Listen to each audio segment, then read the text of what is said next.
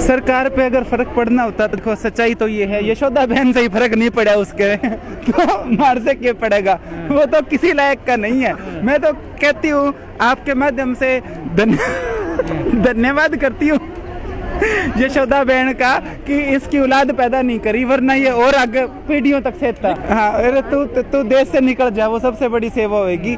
क्या देश के लिए किया इसने, अपनी सफेद दाढ़ी बढ़ा के, सफेद बाल करके, और मतलब सवेरे सवेरे तैयार होके निकल जाता है दाढ़ी पे प्रेसिंग करवा के।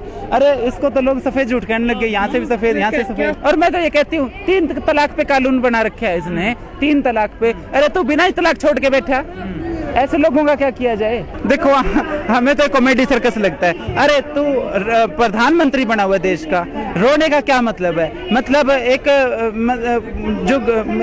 साधारण व्यक्ति भी होता है, वो भी जिंदगी की समस्याओं में रोता नहीं। ये क्या इमोशनल ड्रामा है, किसकी जिंदगी में समस्या नहीं, और तो प्रधानमंत्री होने के बाद भी ये ड्रामे करना है, शोभा देता है। काले कानून, ये सरकार वापस होगी। असल में काले कानून तो इन्होंने वही बात, इन्होंने उड़ता तीर ले लिया।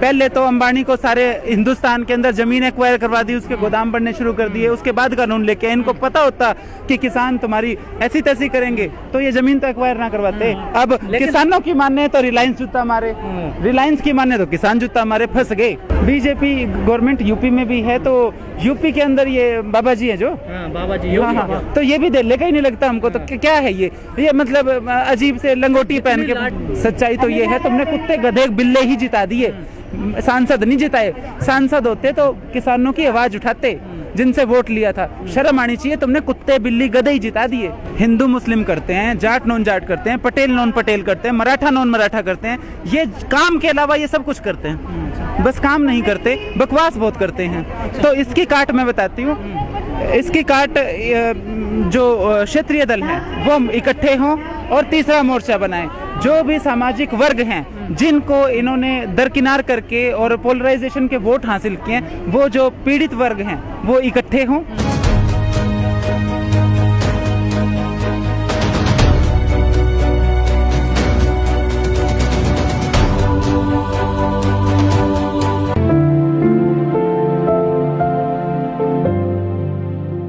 वजह यह है कि बीजेपी का राज है, इनको काले झंडे भी दिखाने जाओ। हमारे ऊपर 307 के केस लगाए थे इन्होंने, बीजेपी सरकार ने। ये निहत्थी महिलाएं जो हाथ में काला झंडा लेके जा रही हैं, वो मतलब मर्डर कर रही हैं, इनको शर्म नहीं आती। ये दबाव की राजनीति कर रहे हैं कि किसानों पे दबाव डाल दो, मुकदमे लगा के राजद्रोह के केस किए जा रहे हैं हमारे किसानों के ऊपर। शर्म आनी चाहिए। हरियाणा का किसान जो है वो थोड़ा ज्यादा इंटरेस्ट लेके आंदोलन में पार्टिसिपेशन कर रहा है। हाँ, वहाँ तेज है आंदोलन, इनको घुसने नहीं दिया जा रहा, गाँव में नहीं घुसने दिया जा रहा, ये कारण है। और यूपी वाला जो बाबा है, देखो कसर तो वो भी नहीं डालता। सरकार को पीछे जनता हटाएगी जी। देखो या तो हट जाएंगे, वरना इलेक्शन दूर नहीं है, जनता हटाएगी। ये 3 काले का ये जो पहले लेके आए थे 3 तलाक वाला कानून। अरे हरियाणा में क्यों गीत गा रहे हो, हरियाणा के अंदर 3 तलाक वाला कोई मामला ही नहीं है। हरियाणा के पसंद करता है तो जाके उसके मतलब गम्फी भर लो, उसको गोदी खिला लो। पागल हो रहे हैं देश, मतलब एक साइको टाइप के लोग हो रहे हैं उसके पीछे। वो होता क्या है, मैं कारण बताती हूँ। मैं ये जनता को भी संदेश देना चाहूंगी। जैसे मेरे को कोई भगत कहता है ना, मोदी ऐसा ऐसे है, मोदी वैसे है, मैं उसको कहती हूँ बहुत बढ़िया, शाबाश, भगवान तुम्हारा इतना ही दिमाग रखें, बहुत बढ़िया मोदी। इनके साथ मत्था ना मारो भक्तों के साथ, क्योंकि ये है आज डिप्रेशन में, और हम इनके साथ जिद्दी लगाते हैं तो और ज्यादा डीप डिप्रेशन में चले जाते हैं। कौन नाप के आया था 56 इंच का कि 36 इंच का? लगता तो नहीं 56 इंच का। कोई नाप के आया था तो मेरे सामने लेके आओ। पाकिस्तान थर्राता है मोदी जी की दाढ़ी से। यही तो मैं कह रही हूँ, क्या कॉमेडी सर्कस चल रहा है। दाढ़ी से थर्राता है, दाढ़ी से कोई मतलब क्या बकवास है ये। आप लॉजिकल बात करो। ये जो बीजेपी के लोग हैं इनको मैं कहूंगी लॉजिकल बात करो। दाढ़ी से कोई देश थर्राता है क्या? लेकिन मैडम पूरे देश भर में आंदोलन चल रहा है, सरकार पे क्यों नहीं फर्क पड़ रहा? उसे डर नहीं है कि वोट बैंक चला जाएगा मेरा? सरकार जो ये है, ये देखो इसका जो वोट बैंक है जो वो बनता ही नफरत से है। समस्या ये है, ये चाहते हैं जो देश के अंदर हो रहा है। ये वो लोग हैं जो पुलवामा हमले में हमारे जवान मारे गए थे, तब ये सत्ता में आए थे, वरना इनका कहाँ सत्ता में जगह थी। अब की बार तो बिल्कुल मलिया मेट हो चुके थे। अब तो ये किसी भी हद तक जा सकते हैं सत्ता में आने के लिए। बीजेपी की काट क्या है हिंदू मुस्लिम की और पार्टियों के पास में? हिंदू मुस्लिम करते हैं ना बड़े पैमाने पर, ये तो बहुत बड़े पैमाने पे। देखो वो संयुक्त मोर्चा की जो कमेटी है उनका निजी मामला है, उस पर कमेंट करना मेरे लिए ठीक कहा नहीं कि है। एक तीसरा मोर्चा बनना चाहिए, किसान इकट्ठे होने चाहिए। हर कोई यही चाहता कि किसान भी संसद में जाए, अपनी आवाज उठाए। बिल्कुल, पर बिल्कुल। किसान कहते हैं हम तो राजनीति से दूर रहेंगे। देखो जो होता है, जो मेरा मानना है, यूँ कहते हैं कि राजनीति नहीं करनी चाहिए। बिल्कुल ठीक है, हमारा पहला मकसद जो है वो किसान है, लेकिन जब सरकार इतनी बेशरम हो जाए कि उसे 500 550 किसानों की शहादत ना दिखे, उनको ये ना दिखे कि 8 महीने से सारी गर्मी टपकी, सारी सर्दी टपकी और बरसातें टप रही हैं अब, और उन पे कोई असर ना हो, तो इलाज यही है ना कि इनके राजनीतिक चूड़ी चढ़ाई जाए। भारतीय संसद में 800 सांसद हैं, लोकसभा में और राज्यसभा में, और आपके 200 सांसद हैं, कैसे जीत पाओगे उनसे?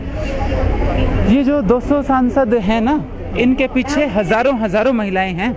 ये ऐसे ही नहीं यहाँ पे आके बैठी हैं, बड़े बड़े इनके संगठन हैं, इनके पीछे बहुत क्राउड है। आज के टाइम में पूरा देश इनकी तरफ देख रहा है, क्योंकि मोदी तो जो कर रहा है वो सबको पता ही है। तो इनके पीछे जो ये करोड़ों लोगों हैं ना, वो इस बार ये जो इनको बहुमत का आंकड़ है ना कि हमारे पास पूर्ण बहुमत है, वो बहुमत भी खत्म हो जाएगा। लोग छिकली हैं। पिछली बार जो मैं बताती हूँ आपको सच्चाई, लोग कह रहे थे कि बीजेपी वाले या मोदी वाले तो कुत्ते को खड़ा कर दे तो कुत्ते को भी जिता देंगे।